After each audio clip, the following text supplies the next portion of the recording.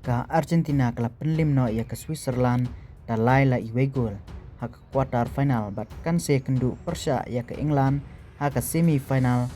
bat hatu ke Argentina kalan ban penlim ia ke England haka ne ke jinge kun ban yorong sya ke final jong ke FIFA World Cup arjar at penriu.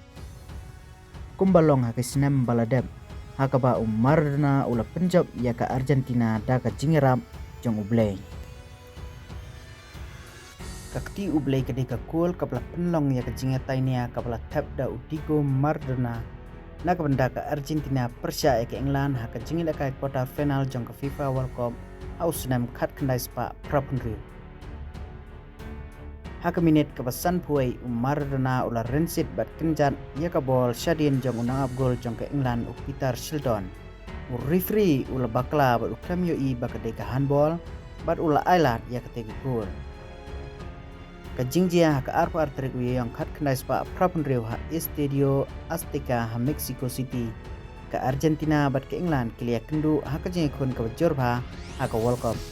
kabala nang penjur susu da ke jingi kanat haka sain pertei kabala ker sauduang ya ke thama Forlan ke jingi lakai ke long kaba klem tap gol hadu ke minit ke pesan puai haka ba Steve Hodges jong ke England ula penpai bakalai ke bol syala ke jong ke caka tap gol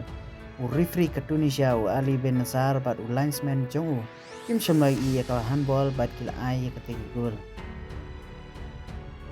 kabala ai ka Argentina ya ka jingjob da sigol anon adien ka jingile kai Maradona ulayathu hakinang thok kubor da ka baong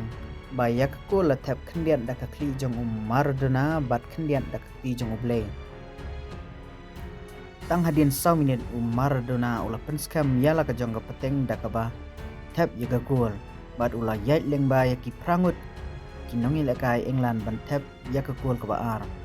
Gary Lineker urang lekai ke England ula tap hadien ya ka jingi kun bat pen kun no ya kane ka jingi kun da ka jingjob ka baar lai we bat ka Argentina haka ba khadu kala job ya ka World Cup jong usnem khat khandai spa prapunrio.